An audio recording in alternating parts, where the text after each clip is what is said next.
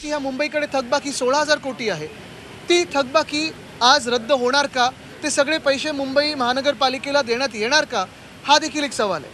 कारण एका बाजूला आपण पाहतोय ज्या साखर कारखान्यांना, राजकीय लोकांच्या, त्यांच्या आजूबाजूच्या राजकीय नेत्यांच्या साखर कारखान्यांना हजारो कोटी आहेत द्यायला, मग मुंबईसारख्या शहराला जी थकबाकी असून राज्य सरकारची आहे ती का नाही पूर्ण करतायत? मुंबईला जे देणं लागतं राज्य सरकार, मुंबई महानगरपालिकेला देणं लागतं, ते का नाही देऊ शकत राज्य सरकार? हा देखील एक प्रश्न उपस्थित होतोच.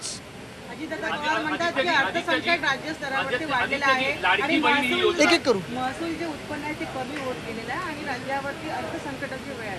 मला वाटतं त्याच्यावर श्वेतपत्रिका यावी ना, कारण आता डॅव्होसच्या दौऱ्यात असं काही चित्र दाखवलंय जणू काही सगळं भरभराट झाली आहे. $1 ट्रिलियन इकॉनॉमीच्या पुढे गेलो आपण. एवढं काही असेल तर आज सरकारने दाखवावं आणि खरं काय चित्र ते दाखवावं. आम्ही त्यांचं कौतुक करू जर सत्य बोलले तर. आदित्यजी, लाडकी बहीण ही योजना मध्य प्रदेशमध्ये सुरुवातीला राबवण्यात आली, तिथे ती लोकप्रिय झाली, पण तीच योजना महाराष्ट्रामध्ये बदनामही झाली आणि अडचणीतही आली. काय प्रमुख कारण आहे? मी तुम्हाला एक सांगतो, जे आधी पण सांगितलं होतं की हे सरकार महानगरपालिका नगरपालिकेची निवडणुकीनंतर भाजपा ही लाडकी बहीण योजना बंद करेल, पण माझी अपेक्षा वेगळी आहे.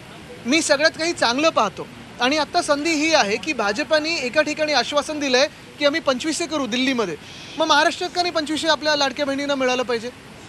आदित्यजी, बेकायदेशीर वक्तव्य करण्यासंदर्भात जे प्रतिबंध करण्यासंदर्भातला कायदा आहे तो अधिक मजबूत करावा यासाठी सरकार नवं विधेयक आणून पाहते. याबाबतची जाहिरात देखील आज सरकारने केली आहे. कसं बघता तुम्ही? नक्कीच कोरटकर, सोलापूरकर यांच्यावर लावा होतो कायदा, पण एकंदर तुमच्यावर पण हा कायदा लागू होणार हे लक्षात ठेवा मीडिया म्हणून. आणि बेकायदेशीर ह्या भाजपच्या मनात बेकायदेशीर म्हणजे जो भाजपच्या विरोधात बोलतो तो बेकायदेशीर. राज ठाकरे यांचं एक वक्तव्य आहे, महाकुंभमध्ये नदीचं पाणी हे खराब झालेलं आहे, असं पाणी मी कधीही प्राशन करणार नाही, अशा पद्धतीचं एक वक्तव्य त्यांनी केलं. त्यामुळे लोकांच्या धार्मिक भावना दुखावल्या गेलेल्या. मला वाटतं एक महत्त्वाची गोष्ट आहे की आज कुठच्याही दुसऱ्या विषयावर न बोलता मी अर्थसंकल्पावर बोलीन, कारण हे अर्थसंकल्प महत्त्वाचं राहणार. हे निवडणुकीनंतरचा अर्थसंकल्प सादर होणार आहे आणि ह्याच्यात लाडक्या बहिणींचा विषय असेल किंवा इतर कुठचेही विषय असतील, कर्जमुक्तीचा विषय असेल, सोयाबीनचा विषय आहेच, पण त्याचसोबत भावांतरचा विषय आहे, हे सगळे विषय आज महत्त्वाचे राहतील. मी दुसऱ्या कुठच्याही विषयाला इथे फूट पाडू देणार. कैलास पाटील यांनी जो प्रश्न उपस्थित केला होता, आदित्यजी, कैलास कैलास पाटील यांनी प्रश्न उपस्थित केलेला होता की बळीराजा मोफत वीज बघा, आमचा आवाज एवढा होती, ती योजना जी आहे ती फसवी आहे असं त्यांचं म्हणणं आहे. कारण शेतकऱ्यांना अजूनही लाखो रुपयांची बिलं येत आहेत. त्यांनी नुसतं म्हणून नाही दाखवलंय, त्यांनी ते बिल दाखवलंय ज्याच्यात आता आधी 0 रकमेचं बिल होतं, आता त्याच्यात बिल यायला लागले. आणि हेच आम्ही सांगतोय की भाजपचं सरकार, हे जे महायुतीचं सरकार, ते महाझुटीचं सरकार आहे. कारण हे खोटं बोलून निवडणुका ईसीच्या म्हणजे इलेक्शन कमिशनच्या आशीर्वादाने जिंकलेले आहेत.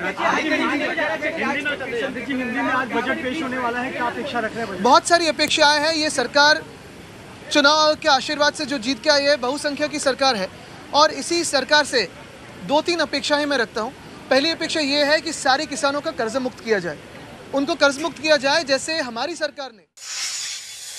आदित्य ठाकरे यावेळी बोलत होते. निवडणुकीनंतरचं हे पहिलंच अर्थसंकल्प आहे, त्यामुळे सरकार नेमक्या काय घोषणा करते हे पाहणं महत्त्वाचं आहे, असं आदित्य ठाकरेंनी म्हटलंय.